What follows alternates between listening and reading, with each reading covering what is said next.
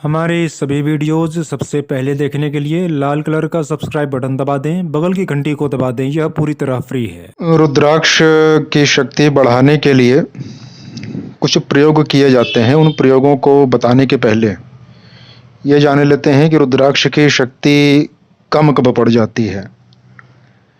रुद्राक्ष की शक्ति बढ़ाई जा सकती है, निसंदेह बढ़ाई जा सकती है। कई लोगों ने ऐसा प्रश्न किया था, कई लोगों ने ऐसा पूछा था कि रुद्राक्ष जब स्टार्टिंग में पहने थे, शुरुआती चरण में पहने थे तो इफेक्ट था, तेज लाभ था, लेकिन धीरे धीरे लाभ उसका कम हो गया।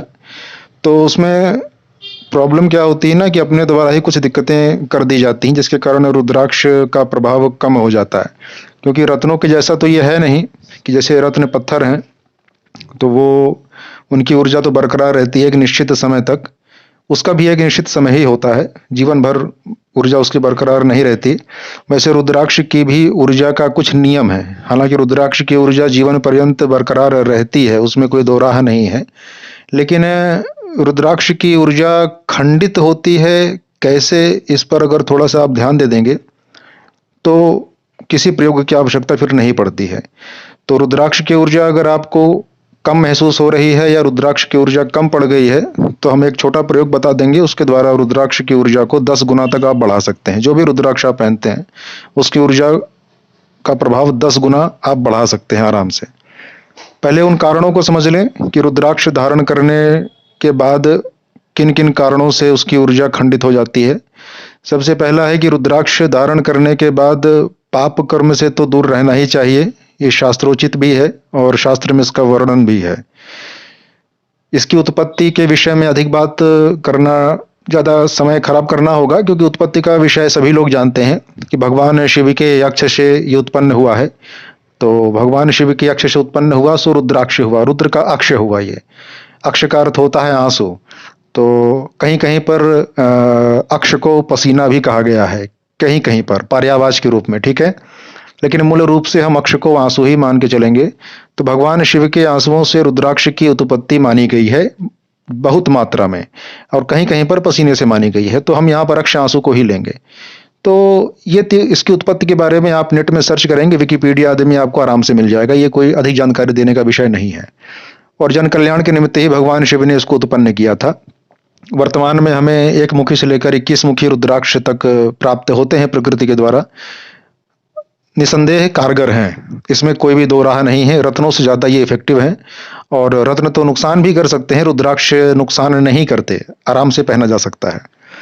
तो ये इनकी एनर्जी कम कैसे हो जाती है, पहले इसको बताने के पहले एक बात मैं कह दे रहा हूं कि जरा वीडियो को शेयर कर दीजिएगा, क्योंकि बहुत से लोग होते हैं वो मिथक भ्रम में पड़े रहते हैं, उनको वीडियो शेयर कर दीजिएगा। क्यों शेयर करना है, जब आगे मैं बात करूंगा तो आपको समझ में खुद आ जाएगा, एक जन कल्याण का भाव भी इसमें आपका जुड़ जाएगा। दूसरा कारण आगे समझ में आएगा। रुद्राक्ष पहनने के पहले थोड़ा सा विचार करिए, रत्न पहनने के पहले भले विचार ना करें, रुद्राक्ष के पहले थोड़ा विचार करें कि रुद्राक्ष पहनने के बाद जो पाप किया जाता है उसका प्रभाव भी कई गुना बढ़ जाता है, और रुद्राक्ष पहनने के बाद जो पुण्यकर्म किया जाता है उसके पुण्यकर्म के प्रभाव में भी वृद्धि हो जाती है। तो इस बात का ध्यान रखें कि जैसे कल्प वृक्ष होता है ना, कल्प वृक्ष की कल्पना की गई है हमारे शास्त्रों में कि एक कल्प वृक्ष है जिसके नीचे बैठ के आप जो सोचोगे ना आपको वो मिलेगा। वैसे ही रुद्राक्ष हुआ, ये सारी चीजें कल्प वृक्ष हैं, तो सब देने में समर्थ हैं। कल्प वृक्ष के नीचे बैठ के आप सोचोगे शैतान के बारे में तो शैतान प्रकट हो जाएगा, और वरदान के बारे में सोचोगे तो वरदान मिल जाएगा, जैसा सोचोगे वैसा मिलेगा। तो रुद्राक्ष को धारण करने के पहले कुछ सावधानियां सच यहाँ पर समझ लेनी जरूरी है कि पर स्त्री गमन रुद्राक्ष पहन के अगर किया जाएगा तो बहुत तगड़ी हानि होगी, और रुद्राक्ष की ऊर्जा तो आपकी खंडित हो ही जाएगी। मद्यपान, मांसाहार, चोरी, अब यहाँ तक तो झूठ बोलने के लिए भी मना किया गया है, लेकिन अब व्यापार वर्ग ही ऐसा है कि बिना झूठ के व्यापार चलता ही नहीं है। नियम तो है, यही है इसका जो नियम है वो हम बता रहे हैं कि झूठ बोलना भी मना किया गया है। लेकिन अब हम झूठ बोलने का समर्थन तो नहीं करेंगे, लेकिन व्यापार चलेगा भी नहीं अगर आदमी थोड़ा बहुत झूठ नहीं बोलेगा। ये भी एक समस्या है, विडंबना है। सत्यवादी राजा हरिश्चंद्र अगर राजा आप बन जाएंगे ना, तो प्रॉब्लम ये हो जाएगी कि कफन के लिए कपड़ा तो उनको मिला था, पर आपको वो भी नहीं मिलेगा। समस्या ये है। लेकिन फिर भी यहाँ हम ये कहेंगे कि जितना हो सके आप सत्य के मार्ग में डटे रहो, क्योंकि सत्य के मार्ग में डटने पर हमने अभी तक हानि तो नहीं देखी है, तो असत्य पर हमारा समर्थन नहीं है।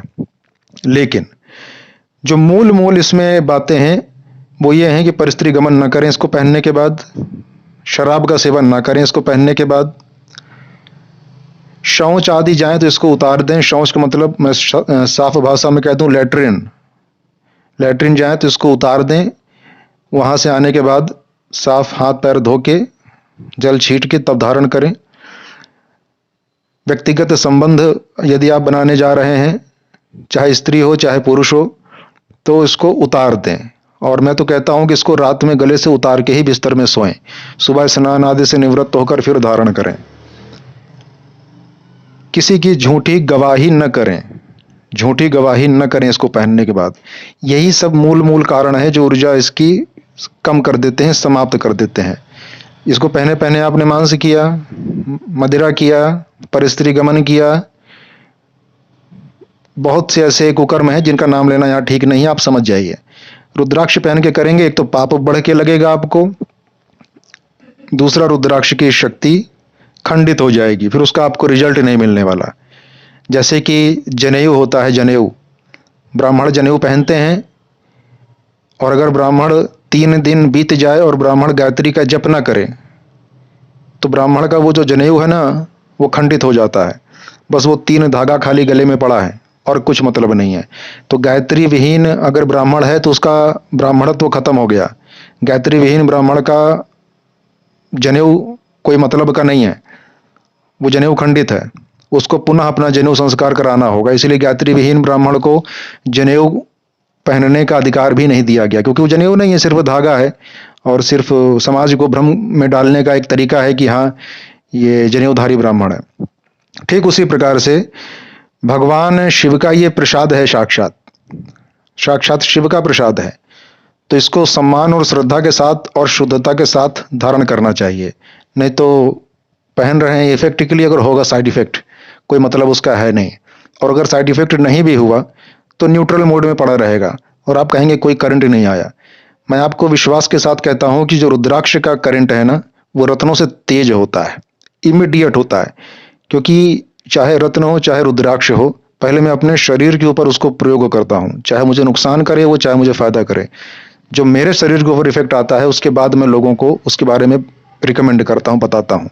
इसलिए रत्नों के ऊपर मैंने विधिवत शोध किया है और रुद्राक्ष को भी विधिवत समझा है, तब बता रहा हूं कि रत्न से ज्यादा इफेक्टिव है रुद्राक्ष। बस होना चाहिए ओरिजिनल। तो मिलते तो हैं ये ज्यादातर नेपाल और इंडोनेशिया में, और इंडोनेशिया का रुद्राक्ष सस्ता भी मिलता है, नेपाल का थोड़ा कॉस्टली होता है।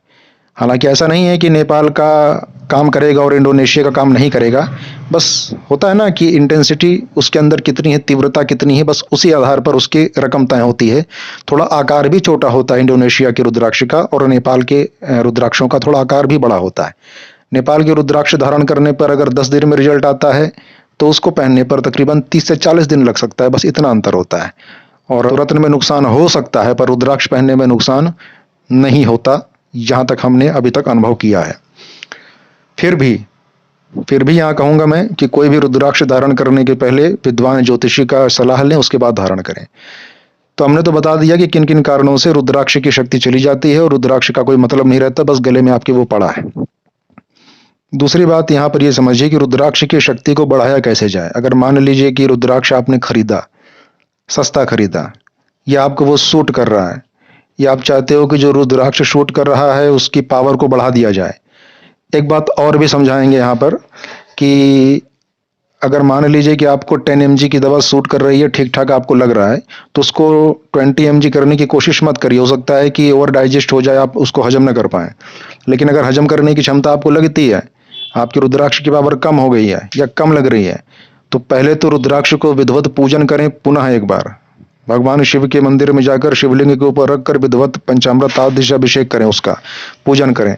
उसके बाद रुद्राक्ष में पारा जो होता है ना, पारा, तो पारे का बिट्स उसके अंदर प्रयोग करें। पारे के बिट्स से उसको बांधें, या तो पारे का बिट्स उसके अंदर डालें, उसकी विधि अलग होती है, या पारा से उसको मढ़वाएं, या पारे का तार प्रयोग करवाएं, पारे के साथ उसका संपर्क कराएं। तो पारे के साथ उसका विधिवत संपर्क कराने के बाद एक बात यहाँ सावधानी हम बताएंगे कि ये किसी कुशल विशेषज्ञ से ही करवाइएगा, नहीं तो रुद्राक्ष वो खंडित कर देते हैं ज्यादातर लोग पारे का अंदर प्रयोग करने पर, ठीक है। तो पारे के स्पर्श के पश्चात रुद्राक्ष की जो क्षमता है, कार्य क्षमता है, जो ऊर्जा है, वो 10 गुना तक बढ़ जाती है। ये इसका रहस्य है। कोई भी रुद्राक्ष धारण करना हो तो ऐसा मत सोचिए जो रुद्राक्ष पहने हैं उसमें पावर नहीं है, करंट नहीं है, पता नहीं आपने कहाँ से लिया है, कैसे लिया है। लेकिन अगर शुद्ध रुद्राक्ष है, वो लैब ट्रीटेड नहीं है, हीटेड नहीं है। क्योंकि मैं आपको एक छोटी सी घटना बता दूं कि दिल्ली की एक घटना बता रहा हूं कि दिल्ली की एक दुकान में ऐसे संपर्क हुआ, जाना हुआ, तो वहां पर उनसे बोले कि 7 मुखी रुद्राक्ष आप दे दीजिए। तो जब सारे रुद्राक्षों को चेक किया गया, देखा गया, तो लगा कि मामला तो कुछ ऊपर नीचे है। तो दुकानदार अपने संपर्क के ही थे। उनसे जब पूछे हम, तो उन्होंने बताया, बातचीत होते होते उन्होंने बताया कि आज के समय में आपको जितने मुखी रुद्राक्ष चाहिए, आप मेरे को सिर्फ 2 घंटे का समय दीजिए, आपको जितना चाहिए उतना निकाल के दे दिया जाएगा।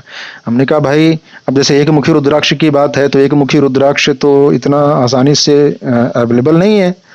तो बोले कि पेड़ से तोड़ने कौन जाता है। बोले कि सब कुछ तुरंत तैयार होता है, मैं आपको 1 से 2 घंटे के अंदर तैयार करके दे दूंगा, जितने मुखी रुद्राक्ष चाहिए, जो रत्न चाहिए आपको, मैं आपको जांच अंदर से विधिवत बनाकर दे दूंगा। ऐसी ऐसी मशीनें हमारे पास हैं, 2 घंटे के अंदर रत्न रुद्राक्ष तैयार कर सकती हैं। तो हमने बोला भाई हम तो जानकार हैं, हम परख लेंगे इसको तुरंत ही। तो वो बोला कि सर अगर आप इसको परख लें कि ये नकली है कि असली है, तो हमारा फिर दुकानदारी किस काम की, हमारा अनुभव किस काम का, क्योंकि हमारा ये कार्य ही आज इतने सालों से चल रहा है। तो समझिए मार्केट में इतनी गंदगी मची हुई है कि आपको जो सर्टिफिकेट मिलता है ना, वो सर्टिफिकेट भी नहीं वास्तव में पता होता कि किस लैब का सर्टिफिकेट है, वो लैब है भी कि नहीं धरती पे। सर्टिफिकेट के नाम पर भी फ्रॉड है, टोटली फ्रॉड है, समझ लीजिए। तो अब रुद्राक्ष और भद्राक्ष 2 चीजें होती हैं, ये भी याद रखिएगा। जो धूर्त लोग होते हैं ना, वो भद्राक्ष को रुद्राक्ष बनाकर आपको दे देते हैं कि भाई हाँ ये रुद्राक्ष है, और भद्राक्ष सस्ता पड़ता है, रुद्राक्ष जो है वो महंगा पड़ता है। भद्राक्ष रुद्राक्ष के जैसे ही दिखता है, वो भद्रकाक्ष है, ये रुद्रकाक्ष है। जिसको समझने की जरूरत है कि एक जैसे ही दिखते हैं रुद्राक्ष और भद्राक्ष, और मैक्सिमम लोग भद्राक्ष ही गले में डाल के घूमते रहते हैं, रुद्राक्ष को असली पाते नहीं। तो अभी रुद्राक्ष की ताकत से आप लोग अपरिचित हैं। रुद्राक्ष महाशक्तिशाली यंत्र है अपने आप में, वो एक यंत्र है, वो आसान चीज नहीं है। वो ब्रह्मांडीय ऊर्जा को आपके अंदर संतुलित रूप में प्रवेश कराता है। तो इसको यूं ही हल्के में ना लें, चाहे जितने मुखी रुद्राक्ष आपको सूट करता हो, वो एक अलग सब्जेक्ट है। लेकिन रुद्राक्ष को हल्के में ले लेना और उसको गलत तरीके से पहनना, वो काम ठीक नहीं है, वो फिर आपको काम नहीं करेगा और आप कहीं कुछ होता नहीं है। मैंने क्या कहा कि रुद्राक्ष एक यंत्र है, यंत्रवत है, क्योंकि शिव जी के द्वारा अगर कोई प्रसाद मिलता है ना, तो वो यूं ही नहीं है। शिव अगर कुछ बोलेंगे तो यूं ही नहीं बोल देते। शिव ने जितनी भी कथाएं माँ पार्वती को सुनाई है ना, उन कथाओं के पीछे कोई ना कोई गहरे रहस्य हैं। यूं ही कथा शिव ने नहीं सुना दी। शिव जैसा योगी अगर कुछ बोलेगा तो यूं ही नहीं बोलेगा, कोई गहरा रहस्य होगा। शिव जैसा योगी अगर कुछ देगा समाज को तो कुछ गहरा रहस्य होगा। बात समझ में आ रही है ना? क्योंकि जो परम ब्रह्म है वो तो निराकार है, वो सर्वत्र व्यापक है परम ब्रह्म। तो परम ब्रह्म को साकार रूप में कैसे देखो, तो जो शिव का स्वरूप है ना, शिव का जो शरीर की बनावट है, जो उनका जटाजूट है, जो उनका गले में मुंड का माल है, गले में जो सर्प का श्रृंगार है, ये सारी चीजें जो शिव की है ना, वो ब्रह्म का, परम ब्रह्म परमात्मा जो सर्वव्यापक है, उसका साकार स्वरूप शिव है। ऐसा नहीं, मैं ऐसा ना सोचना कि मैं शिव जी की यहां बड़ाई कर रहा हूं। मैं एक बात बता रहा हूं कि ब्रह्म का जो साकार स्वरूप है, ब्रह्म की ऊर्जा जिस प्रकार कार्य करती है ना, वो शिव का शरीर है। शिव का शरीर ब्रह्म का साक्षात स्वरूप है, प्रकट रूप है। इसीलिए शिव की मूर्ति, पिंडी तो ठीक है, शिव की लिंग तो ठीक है, शिव की मूर्ति के आगे बैठने पर ऊर्जा का संतुलन होता है, क्योंकि ब्रह्म जो परम ब्रह्म परमात्मा है उससे ऊर्जा संतुलित रूप में आती है। इसलिए कभी मेंटली परेशान हुए तो शिवलिंग के आगे या तो शिव की कोई मूर्ति है तो उसके आगे जरूर से जरूर बैठिए। आप थोड़ी देर बैठिएगा ना, दिमाग शांत करके आप संतुलित हो जाएंगे, क्योंकि शिव की मूर्ति से संतुलित ऊर्जा आपके चक्रों को प्राप्त हो जाएगी। ये बहुत गहरा विज्ञान है, बहुत गहरा साइंस है। ये इसको हल्के में ना लीजिएगा, और ये वीडियो शेयर जरूर करिएगा ताकि लोगों को बातें समझ में आए। क्योंकि यूट्यूब में अगर रुद्राक्ष के बारे में आप सब्जेक्ट ढूंढना शुरू करिए ना, तो वही सब लिखी पढ़ी बातें विकिपीडिया से उठाएंगे, वहां उठाकर बकबक कर देंगे। क्योंकि व्यापारीकरण पूरी तरह से है ना, इसका पूरी तरह से व्यापारीकरण है। आपको 5 मुखी, 7 मुखी, 1 मुखी जो रुद्राक्ष है ये सब मिल जाएगा, और बोलेंगे उसमें कि इतने ब्राह्मणों के द्वारा ये जागृत करवाया गया है। अरे रुद्राक्ष तो स्वयं अपने आप में जागृत है, वो तो शिव का अक्ष है, शिव का अंश ही है वो। तो शिव के अंश को तुम आप क्या जागृत करोगे? जितनी भी ज्योतिर्लिंग हैं उन ज्योतिर्लिंगों में क्या प्राण प्रतिष्ठा शिव जी की गई है क्या? क्योंकि शिव तो वहां पे स्वयं विद्यमान है, वो शिव का अंग ही है, शिव स्वयं है। तो वो तो जो आप अलग से पत्थर लेके आएंगे, स्थापित करेंगे, तो उन सब का आप प्राण प्रतिष्ठा करो। तो जो शिव के शरीर से ही चीजें निकली हैं उनकी प्राण प्रतिष्ठा आप क्या करोगे? तो बोलेंगे कि इतने मंत्रों से ये अभिमंत्रित है, ये इतनी ऊर्जा से संपन्न है। अरे फालतू की सारी बातें हैं। ये प्रकृति में ही ऊर्जान्वित है, प्रकृति का प्रसाद है। तो प्रकृति से बड़ी ऊर्जा इस सृष्टि में क्या है? तो प्रकृति की ऊर्जा शिव की अंश से निकली हुई ऊर्जा से ये संपन्न है रुद्राक्ष अपने आप में। बस असली मिल जाए वही बड़ी बात है, लैब का ना मिले वो एक बात है। जो मिले श्रद्धा से लीजिए, उसको धारण कीजिए, भगवान शिव का नाम लेकर कुकर्मों से बचिए। रुद्राक्ष धारण करेंगे तो पाप भी नाश होता है, ऐसा नहीं है। अगर सूर्य ग्रहण के समय या चंद्र ग्रहण के समय रुद्राक्ष धारण किया जाए तो समस्त पाप नष्ट होते हैं, ये स्पष्ट है। सूर्य ग्रहण पड़ रहा हो, चंद्र ग्रहण पड़ रहा हो, उस समय रुद्राक्ष को धारण करिए और भगवान नाम का नमः शिवाय मंत्र का जाप करिए। आप देखिए, आपको तुरंत लगेगा कि कोई शरीर से बोझ आपका उतर गया है। क्यों? शरीर में बोझ होता है पाप का, तो पाप का भार उतरा आपको लगेगा। तो भद्राक्ष और रुद्राक्ष दोनों में अंतर है, याद रखिएगा। आपको भद्राक्ष बेचा जा रहा है, रुद्राक्ष नहीं बेचा जा रहा है। तो बहुत सी चीजें बताने के लिए इसमें है, वीडियो लंबा हो जाता है। तो कोई कुछ धैर्यहीन ऐसे व्यक्ति हैं कि जो कि उनको चाहिए 10 मिनट में सब कुछ बता दें, तो ऐसे व्यक्तियों के लिए हमारा वीडियो होता नहीं है। जानकारी लीजिए तो पूरी लीजिए। अब भूखे आदमी को 2 रोटी खिला दें, भूख बढ़ा के छोड़ दें, मतलब क्या? जो मिल रहा है तो पेट भर के मिले ना। तो जिसको टाइम नहीं है तो वीडियो देखे ही नहीं। सजेशन हमको क्यों देते हो कि वीडियो छोटा बनाइए? मत देखो ना, क्योंकि हम लोग चीज़ों को एक्सपेंड करके बताते हैं। हमको व्यूज़ नहीं चाहिए कि 10-10 मिनट के हम 20 वीडियो बना दें और हमारे पास व्यूज़ आ जाए। हमारे पुराने चैनल में भी लाखों व्यूज़ पड़े, हमको व्यूज़ की ज़रूरत नहीं है। आपको जानकारी, जो भी हम वीडियो बनाएं, कंप्लीट जानकारी आप तक जाए। क्योंकि मेरे कोई भी वीडियो स्क्रिप्टेड नहीं होते हैं कि स्क्रिप्ट लिख के मैं बोलूं। जो भी अंदर प्रेरणा हुई वो बोला, आप तक पहुंच गया, ठीक है। तो रुद्राक्ष के संबंध में जहां तक जितनी भी आपकी मिथक थे, जो भी आपके अंदर नकारात्मक चीजें दिमाग में बसी थी कि क्या है कैसे है, उस जहां तक हट गई होंगी। और व्यापारीकरण रुद्राक्ष का तीव्र गति से हो गया है। पहले रत्नों से लोग उबे, तो रुद्राक्ष का व्यापारीकरण तीव्र गति से हो गया है। और जितनी तीव्र गति से इसका व्यापारीकरण हुआ है, उतनी तीव्र गति से डुप्लीकेट प्रोडक्ट मार्केट में है। तो ऐसे लोगों से तो पहले बच जाइए जो ये कहते हैं कि इसको हम सिद्ध करके आपको दे रहे हैं। रुद्राक्ष स्वयं सिद्ध है, रत्न स्वयं सिद्ध होते हैं, याद रखिएगा, ठीक है ना। हाँ, अगर मान लीजिए कि किसी सिद्ध व्यक्ति विशेष के पास कुछ ऊर्जा शक्ति उसकी खुद की है, मान लीजिए कि कोई साधक है, उसकी खुद की कुछ साधना है, तो अगर आपको वो, जैसे आपने उसको अपना मनोरथ कहा कि मुझे प्रॉब्लम चल रही है, ऐसा चल रहा है, ये चल रहा है, तो संकल्प की चूंकि ये सृष्टि है, ये ऊर्जा की सृष्टि है, तो वो पत्थर भी आपको देगा। तो वो संकल्प करके वो पत्थर आपको देगा, तो वो पत्थर आपके लिए काम कर जाएगा। उसी प्रकार हो सकता है अगर शक्ति संपन्न कोई साधक है, शक्ति संपन्न कोई तपस्वी है, तो वो रुद्राक्ष हो या कुछ भी चीज हो, वो आपको अपनी ऊर्जा से संपन्न करके देगा, ये हम मानते हैं। लेकिन जो मार्केट में 90 क्या 100% जो एक चल गया है कि हम इतने मंत्रों से अभिमंत्रित करेंगे, ये सब की जरूरत नहीं पड़ती है, समझे ना। आप स्वयं भी नमः शिवाय जाप करके उसको धारण कर सकते हैं, शिव जी को छुआ कर, बराबर काम करता है वो। बाकी आपका कोई मनोरथ अलग से अगर है कि मुझे इस मनोरथ के लिए पहनना है, तो उसके लिए फिर ऊर्जा ट्रांसफर की जाती है, उसकी भी एक प्रोसेस, उसकी भी एक विधि है। लेकिन अगर ऊर्जा ट्रांसफर न भी की जाए तो भी रुद्राक्ष अपने आप में पावरफुल है, वो जागृत है, जब तक आप उसे खंडित नहीं करते हैं।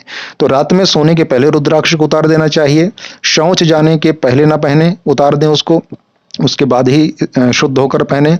स्त्री संग में या पुरुष संग में इसको उतार देना चाहिए। मांस मदिरा मक्ष इस सबसे उतार देना चाहिए। मृत्यु में किसी के जा रहे हैं, यानी कि मिट्टी में जा रहे हैं, फनल में जा रहे हैं, तो इसको उतार दीजिए, आके फिर धारण करिए। सोवर आदि में भी जा रहे हैं, जहां जन्म होता है, जिसमें जन्म सूतक लगता है, उसमें भी इसको उतार देना चाहिए। उसके पीछे का रीजन क्या है, अगर साइंटिफिकली जाएंगे तो ऐसी जगहों पर नेगेटिव वाइब्स बहुत ज्यादा होती हैं, तो उसकी ऊर्जा को प्रभावित कर देती हैं। बात इतनी सी है।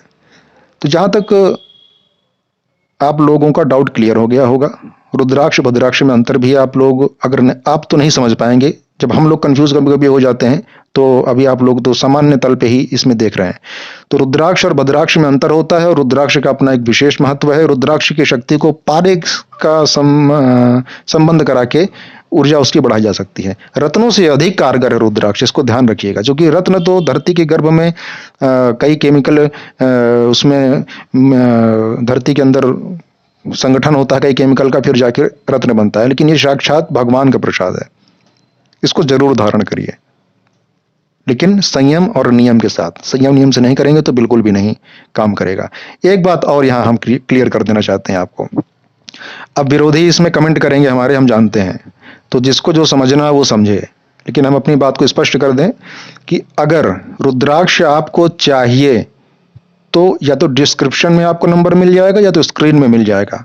जितने मुखी रुद्राक्ष भी चाहिए आप व्हाट्सएप कर दीजिए, या तो हम वेबसाइट लिंक नीचे दे देंगे, उसमें जाके लिंक से आप ये खरीद सकते हैं, नहीं तो आप व्हाट्सएप नंबर पर व्हाट्सएप कीजिए, कितने मुखी रुद्राक्ष चाहिए वो बताइए, आपको प्योर रुद्राक्ष दिया जाएगा। लेकिन कोई भी लैब सर्टिफिकेट आपको नहीं दिया जाएगा, ये साफ हम बता दें।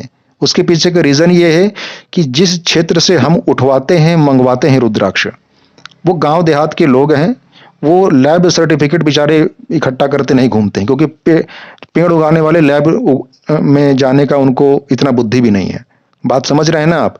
जितने भी लैब सर्टिफिकेट है ना, वो लैब ढूंढ लेना, कहीं मिल जाता हमसे बताना, 2% छोड़ दो अगर। तो रुद्राक्ष हमारी संस्था से मिलेगा तो ओरिजिनल, सर्टिफिकेट कोई नहीं मिलेगा। विश्वास हो तो मंगाना, ना विश्वास हो तो ना मंगाना। और दूसरी बात, जो हमने नियम बताए हैं उस नियम को फॉलो करके ही रुद्राक्ष आप लोग धारण करिएगा। आशा करता हूं जानकारी आप लोगों को पूर्ण मिल गई है। तब तक के लिए हर हर महादेव, जय सिया राम।